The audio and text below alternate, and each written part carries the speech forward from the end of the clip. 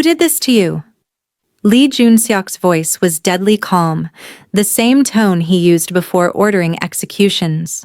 The bandage on Naomi Carter's face wasn't what stopped him in his tracks that Tuesday morning.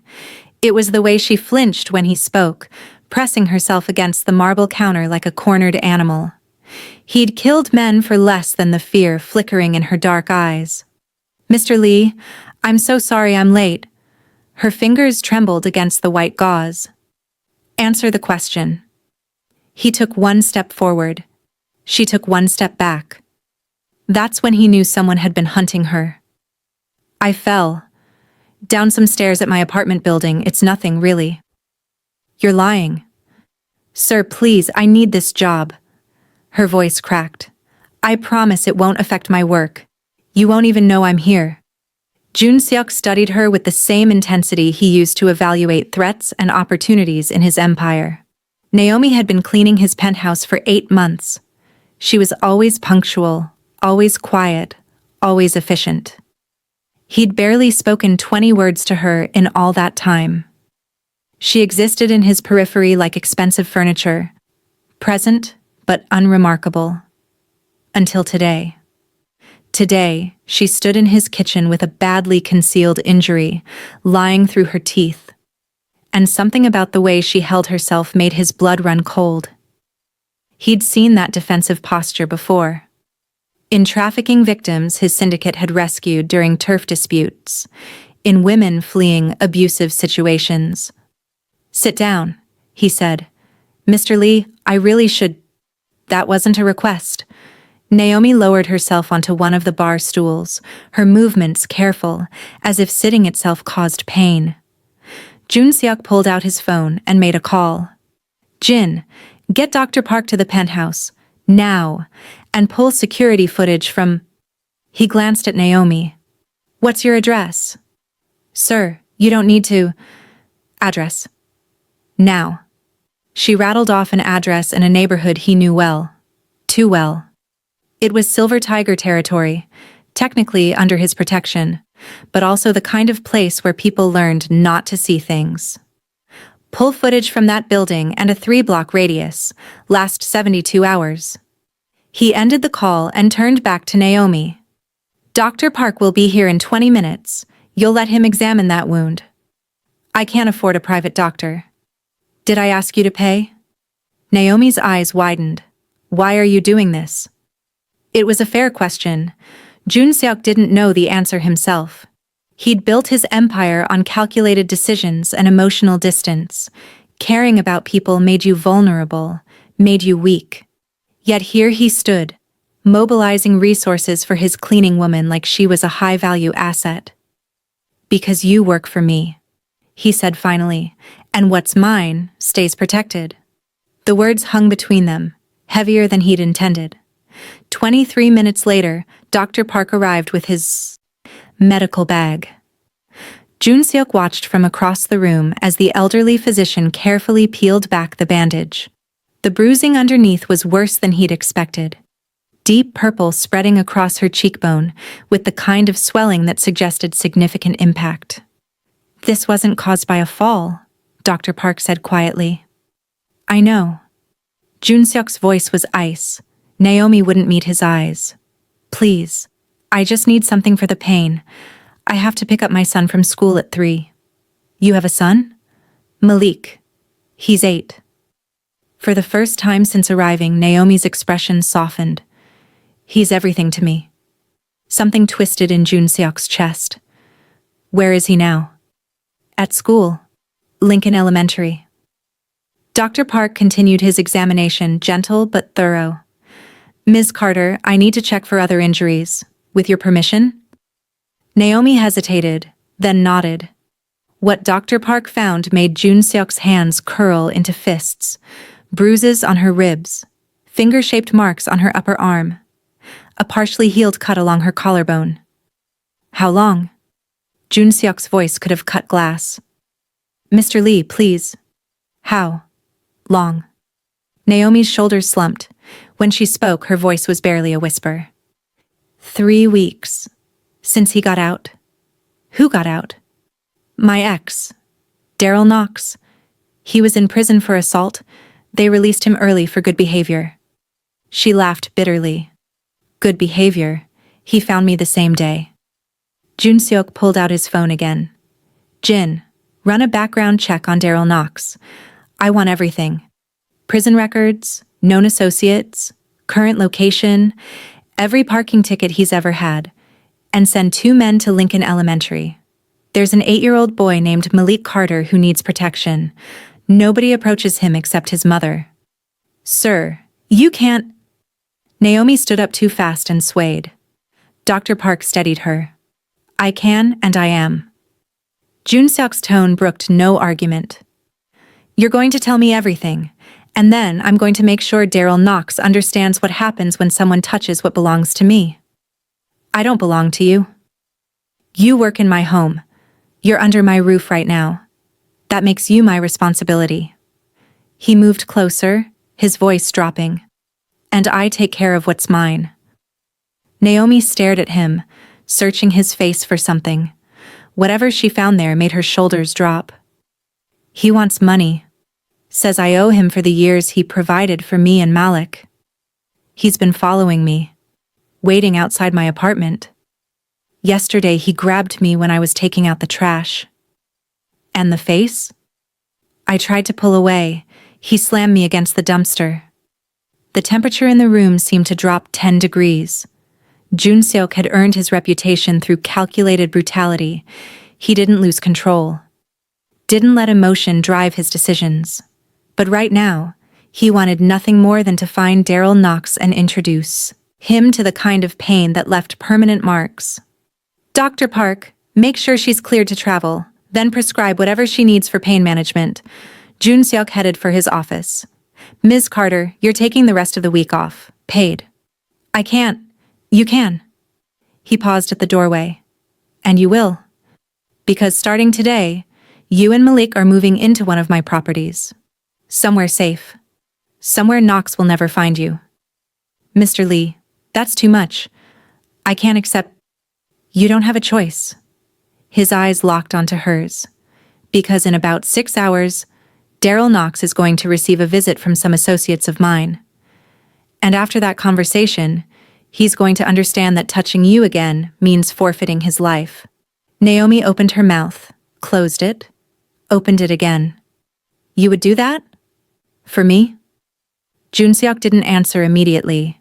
He thought about all the violence he'd orchestrated. All the lives he'd taken or destroyed. The empire he'd built on fear and respect.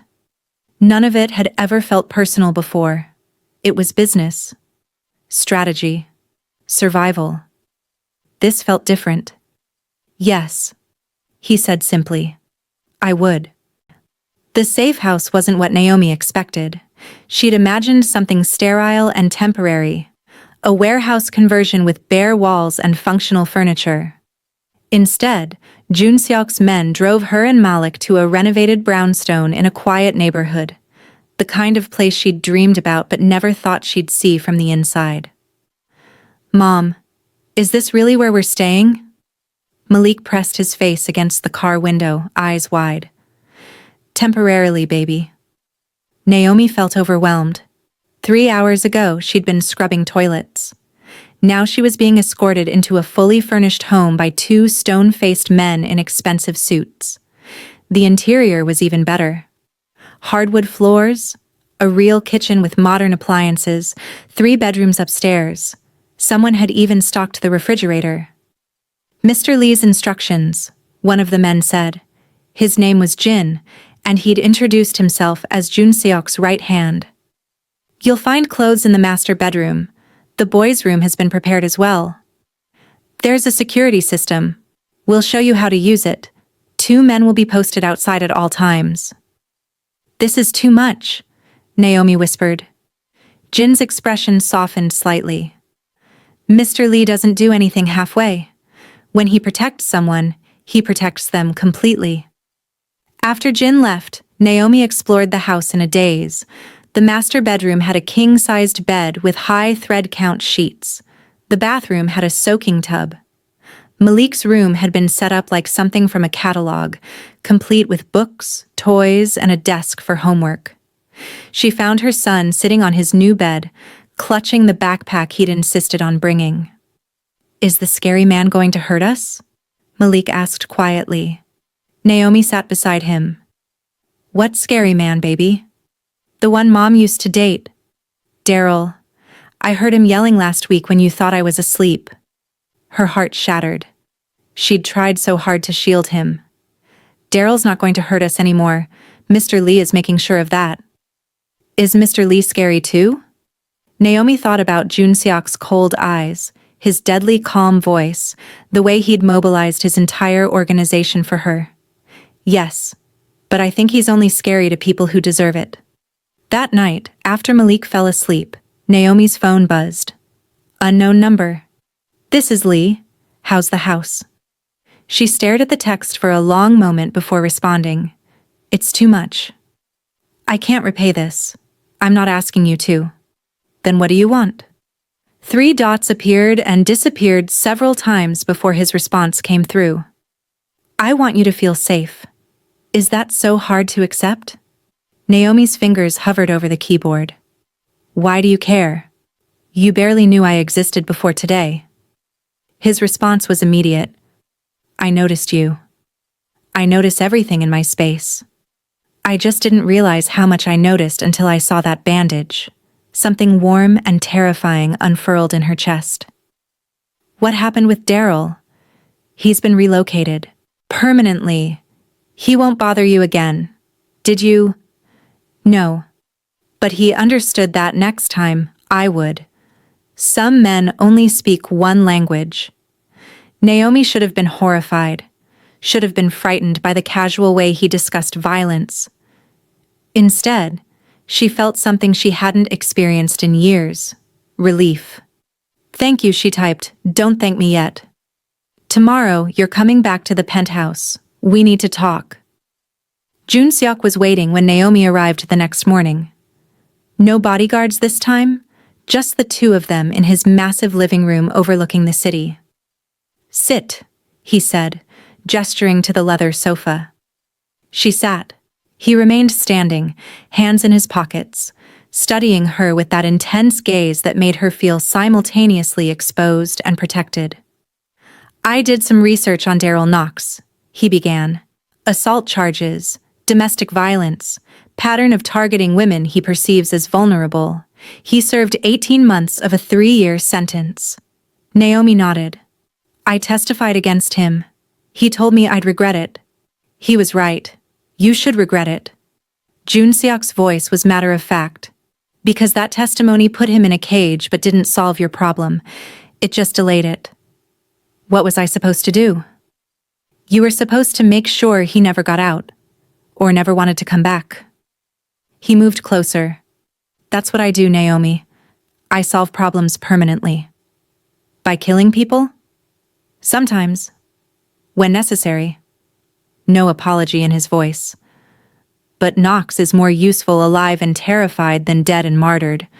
So now he's working in Alaska on a fishing vessel. He's signed a contract that keeps him there for 3 years. My people own the company. If he steps out of line even once, he disappears. And he knows it." Naomi processed this. "You bought a fishing company?" "I own many companies. Adding one more was efficient." He sat down beside her, close enough that she could smell his cologne. "But that's only part of why you're here." "What's the other part?" "You're not going back to your old apartment. You're not going back to your other cleaning jobs either." "Excuse me? I'm hiring you full-time. You'll continue managing my penthouse, but your salary will triple. You'll have health insurance. Malik will be enrolled in a better school, one with actual security. And you'll live in the brownstone permanently." Naomi stood up. "I can't accept that." "Why not?" "Because it's... She struggled for words. "What do you expect in return?" Joon-seok rose to face her. "I expect you to keep my home clean.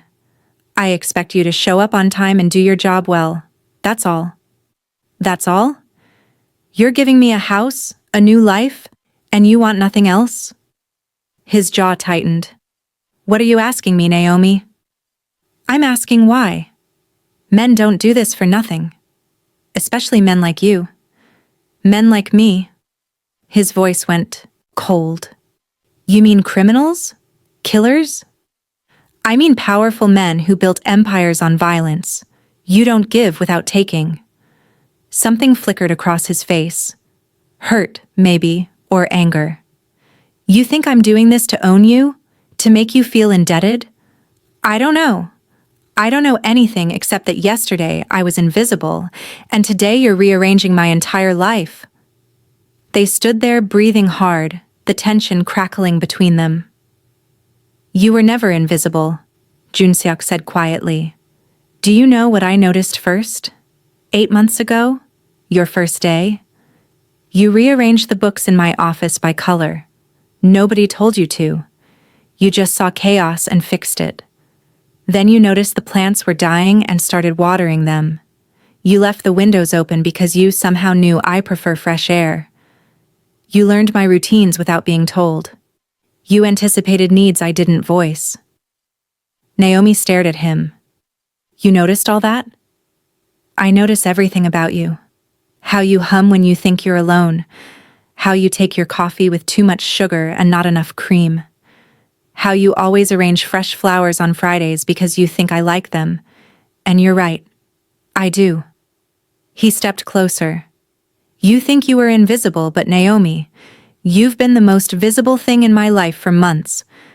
I just didn't let myself acknowledge it until I saw someone hurt you. Her breath caught. Mr. Lee. Joon-seok. My name is Joon-seok. This is crazy. You're a mafia boss. Yes. His voice was steady. I've done terrible things. I'll probably do more terrible things. But none of that changes the fact that when I saw that bandage, something in me broke. And I realized I'd burn this entire city down before I let anyone hurt you again. The next 2 weeks blurred together like a fever dream.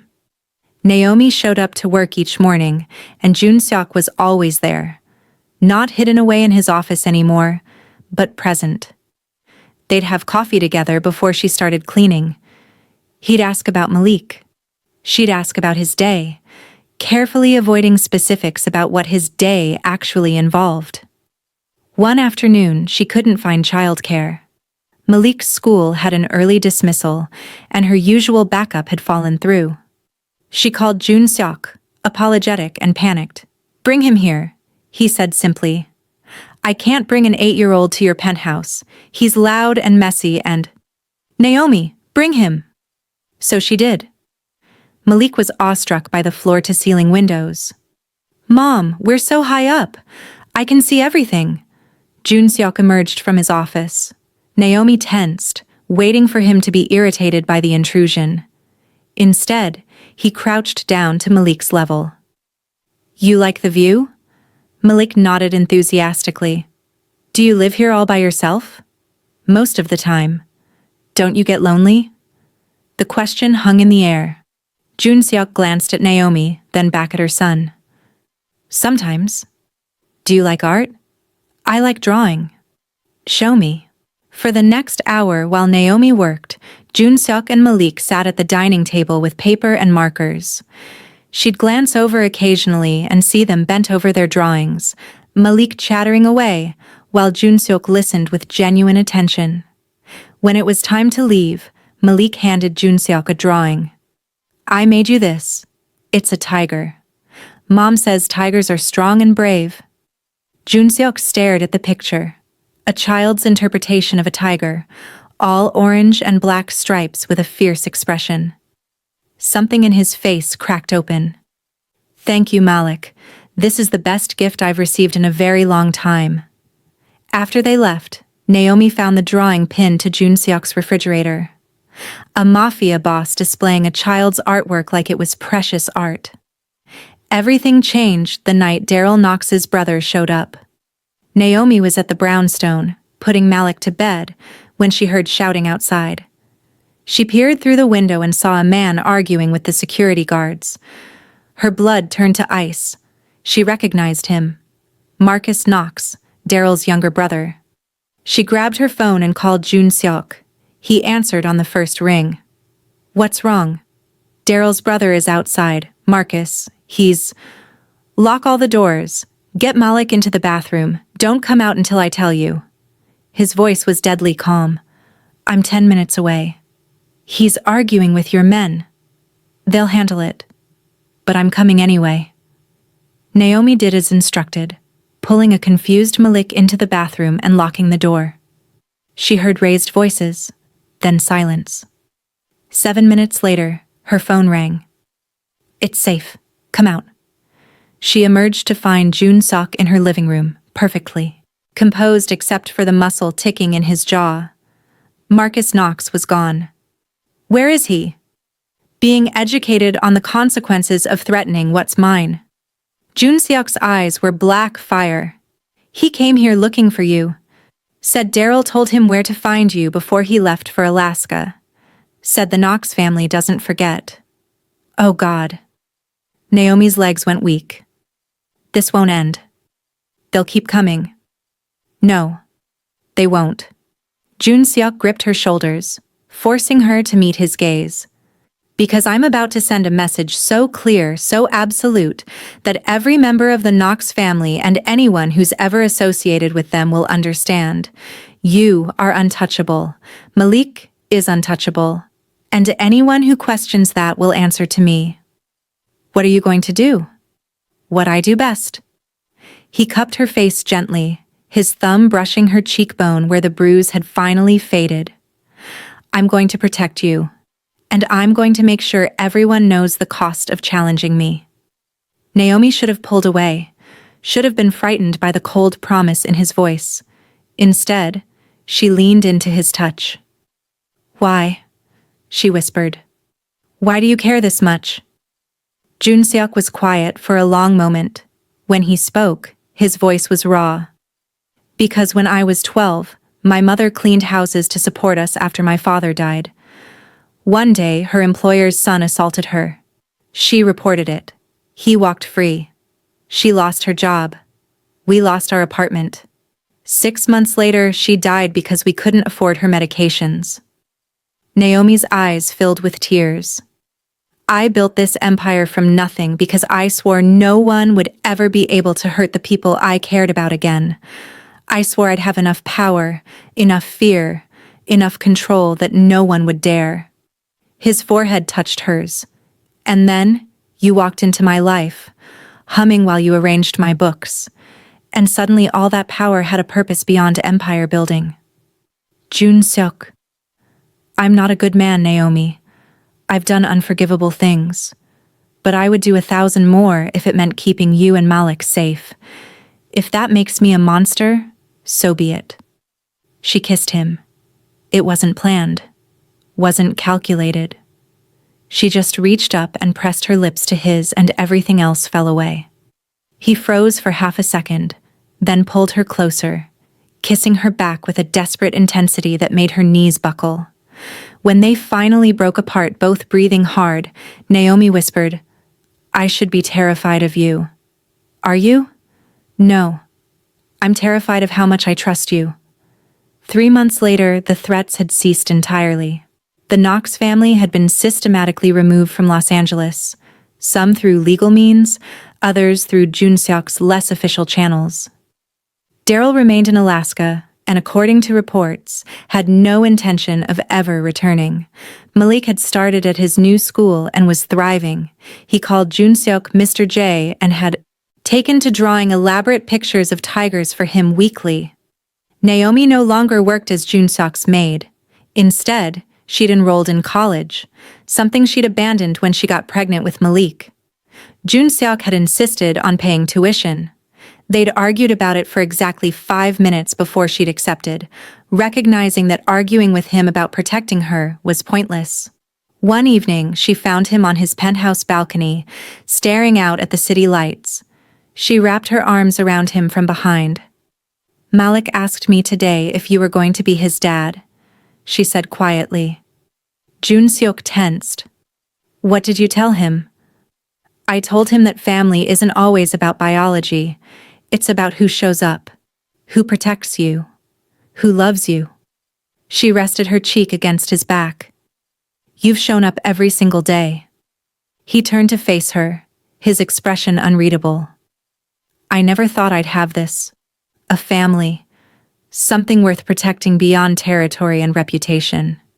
And now? Now I have everything. He kissed her forehead. And God help anyone who tries to take it away. They stood there together, looking out over the city that had brought them together. Her, a woman who'd learned to make herself invisible, and him, a man who'd built an empire on being impossible to ignore. I love you, Naomi whispered. I know. His arms tightened around her. I loved you the moment I saw that bandage and realized I'd destroy the world to keep you safe. Somewhere below, the city continued its endless rhythm. But up here, in this moment, they'd found something rare and precious. A home. Not in a building or a neighborhood, but in each other. If this story touched you, subscribe to see more powerful narratives about love, protection, and finding home in unexpected places. Drop a comment telling us what you thought about Joon-seok's journey from cold mafia boss to protective partner. And hit that like button if you believe everyone deserves someone who'll fight for them. More stories coming soon. Don't miss them.